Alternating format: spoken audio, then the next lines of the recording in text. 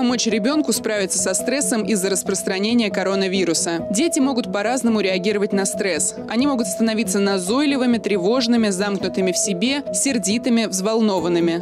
Поддержите своего ребенка, узнайте, что его беспокоит, покажите, что внимательно слушаете его. В стрессовых ситуациях дети особенно нуждаются в любви и заботе взрослых. Уделяйте им больше времени и внимания. Разговаривайте с детьми спокойно, подбадривайте их. Если есть возможность, создайте благоприятную обстановку для ребенка, чтобы он мог поиграть или отдохнуть. Постарайтесь не разлучать ребенка с родителями, родственниками или опекунами, насколько это возможно. Если это все-таки случилось, например, в случае госпитализации, обеспечьте ребенку регулярное общение с родными по телефону и поддержку. Попробуйте сохранить привычный режим в домашних условиях или создать новый. Включите в него план учебы и время для отдыха или игры. Объясните ребенку, что происходит, и расскажите, как обезопасить себя от заражения. Используйте простые формулировки, которые ребенок сможет понять. Заранее объясните, что может произойти, например, в случае, если ребенок или кто-то из родственников временно окажется в больнице. Объясните, что это может стать необходимым для оказания помощи больному.